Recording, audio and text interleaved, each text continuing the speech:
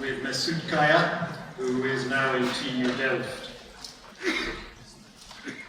We all know quite well that our models tend to be optimized for relevance or for accuracy. And this can lead to some problems. The top-end recommendations that we make may focus on the user's main interests. They may leave some interests underrepresented, and some interests may even be absent from that top end. Last year, in this conference, Harold Steck of Netflix introduced the concept of calibrated recommendation. We have to be careful with the word calibrated. It has many meanings across machine learning, but the meaning that we have when we talk about calibrated recommendation is that the goal is to reflect the various interests of the user in the correct proportions as revealed by their profile. So there's an example on the right here. Imagine the user's profile has 60% red songs and 30% blue songs and 10% green songs. Then, as best as possible, the top end should have the same proportions. So here I'm showing a top 5 at the bottom of that slide. We can't have exactly 60, 30, 10 with the top 5, but we've tried as best we can. We've got a decent amount of red and some blue. We've underrepresented the green, but we're trying to get these same proportions.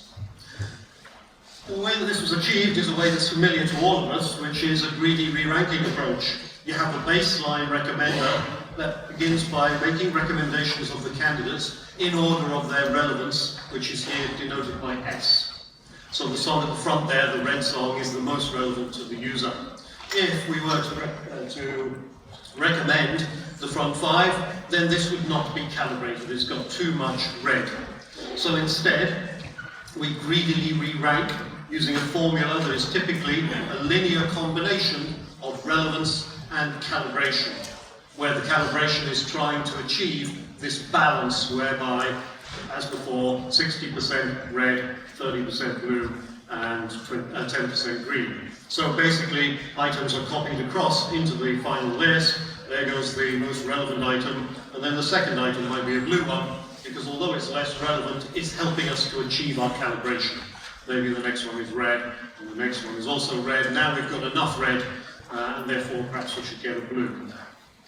And this gives us our calibrated list by re-ranking the original recommendations of our baseline. Now, hearing this, you might make a connection with diversification, because you will have realized that we often use greedy re-ranking for diversification, and in fact in that paper Steck makes an explicit link to diversification. Early work in diversification does not work in quite the same way. Yes, it greedily re-ranks, but it does not attempt to calibrate with respect to the user's profile. Putting it a little bit crudely, it just kind of tries to mix up the genres that are in the top end. Subsequently, however, there was a piece of work that went under the name of intent-aware diversification. This work started off in information retrieval with a paper in 2010 by Santos et al. So to describe that work, imagine you have a query. This is information retrieval, not recommendation. Imagine you have a query that's ambiguous, such as the query Jaguar. We don't know whether the user intends to be searching for big cats or for big cars. And the safe thing to do, and what intent-aware diversification does, is to ensure that the result list contains some of both. That's intent-aware diversification for information retrieval, and subsequently Saul Vargas, in his PhD work, 2015, adapted that idea to recommendation. You can see again we've got that formula that's a linear combination of relevance, and this time not calibration, but diversity. And what he was trying to do was, well, cover the user's interests in roughly the same proportion that they appear in the profile. And that sounds the same as calibrated recommendation. What's the difference? Well, there are sort of two differences. One is mathematically, if we look at the formulae properly, which I haven't put on the slide, the calibrated recommendation approach from Steck is using Kullback-Leibler divergence to make sure that the proportions are right, and the Vargas approach isn't. It's using something else, but it's also, again, probabilistic. But I think if I had to narrow down what the actual difference is in practice, it is that the Vargas approach, even in the diversification, takes relevance into account. It's not just attempting to balance the proportions of items in the top N. So for example, this is the sort of top N I was showing you for calibrated recommendation. This might be the top N we get from the Vargas approach. If, for example, the two red songs are particularly relevant to the user, then maybe more red songs in order to achieve better calibration isn't necessary, because those two songs are so relevant. And that might make room for more blue songs and more green songs.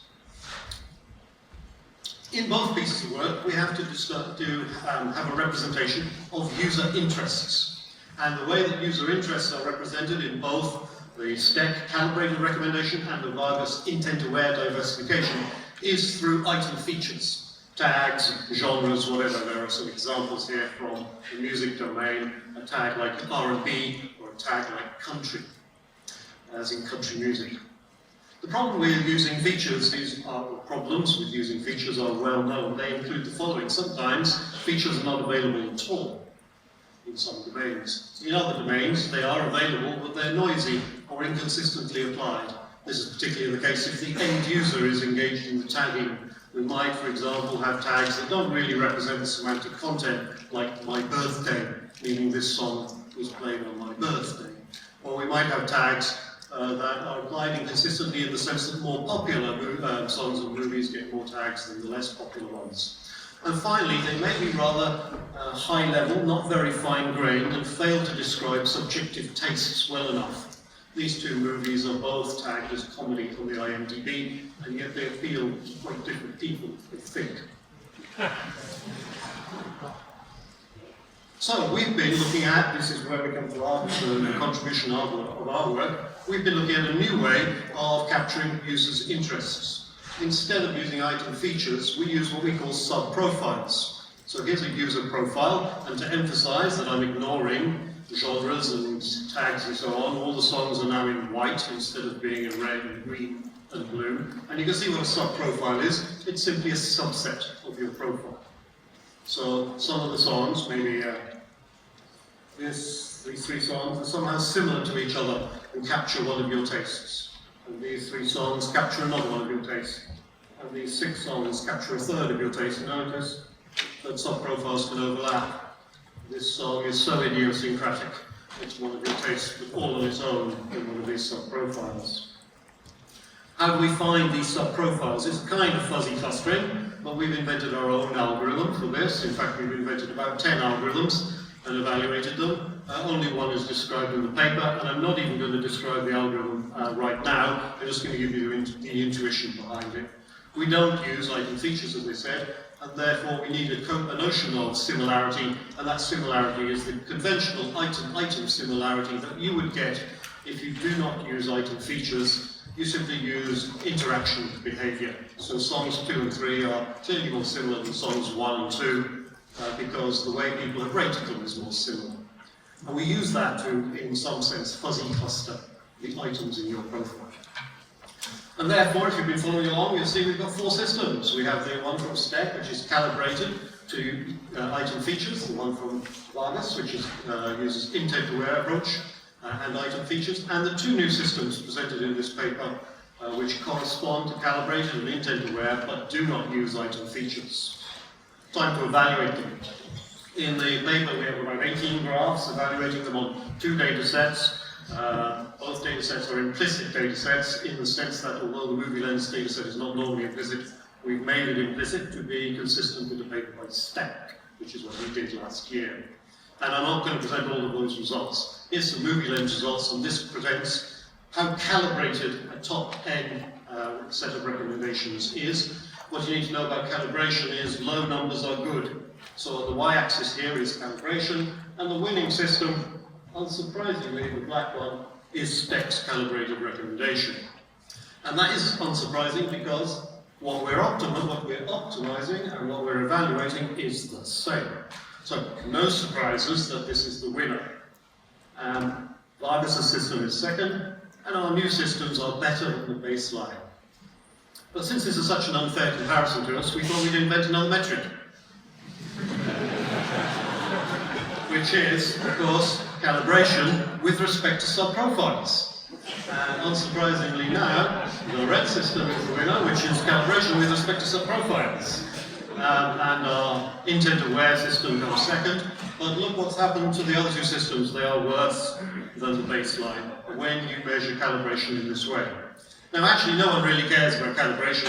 What we care about is things like precision and diversity. We have lots of graphs for that in the paper. What I'm going to do here is show you some trade-off graphs. So in these graphs, I have precision on the y-axis, and I have a measure of diversity on the x-axis.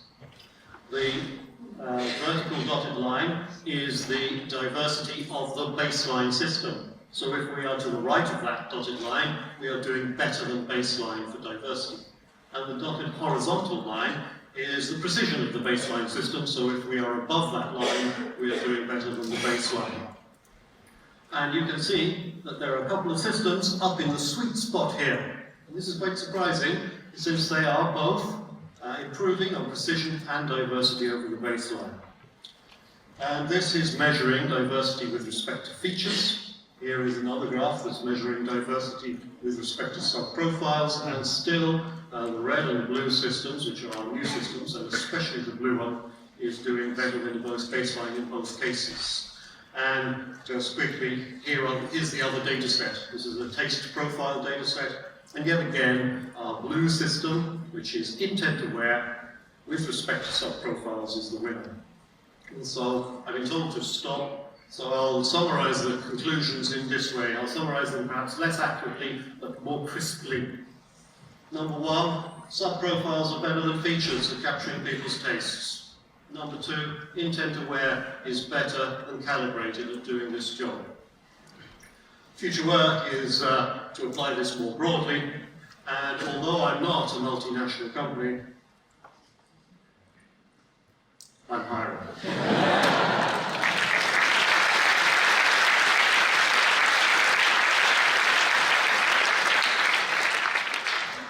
All right, we do have some time for questions.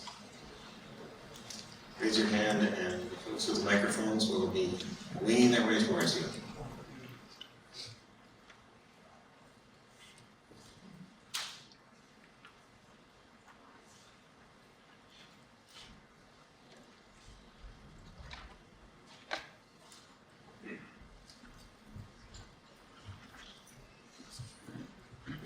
Hey, thanks for the great talk. Can you give us a little taste of what some of the other algorithms that you use for creating subprofile clusters work that do not perform quite as well? So I think what I was saying is that we developed about 10 different ways of doing the clustering. I didn't describe any of them really. They all work without item features. They all work on the idea of item similarity through rating behavior. I'll give you a rough idea of how the main one works, the one that is in the paper, since that was perhaps the most robust.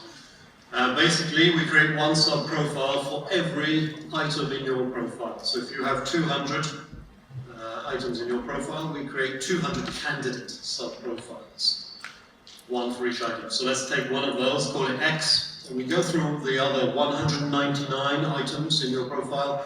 And if X is in the k-nearest neighbours of them, they are in the same profile as X.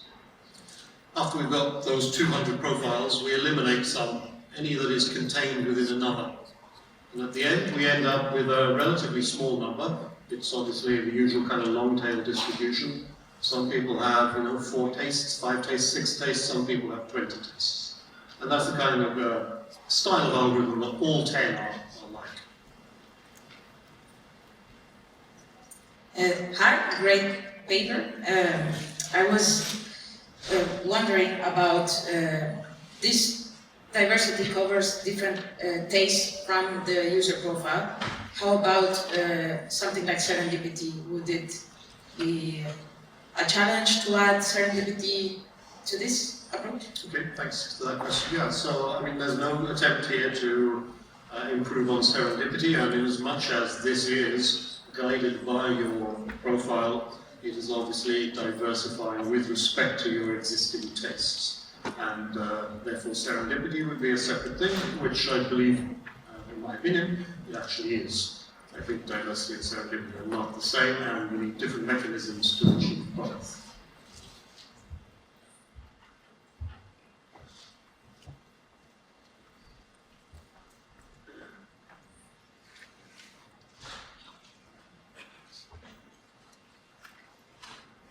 Hi, related to the first question, do you have any insights on how a topic modeling approach can identify user profiles? Okay, thanks for that. Yeah, so I don't really. I mean, we've done 10 different sub-profiling algorithms. We've had 3 different baselines. We've got 4 different ways of doing the diversification. So we didn't do any more than that. But I think an obvious next step is to use, embeddings or some other kind of representation of the items when creating those sub-profiles and deciding whether 2 items belong to the same sub-profile. Great. Let's thank Derek.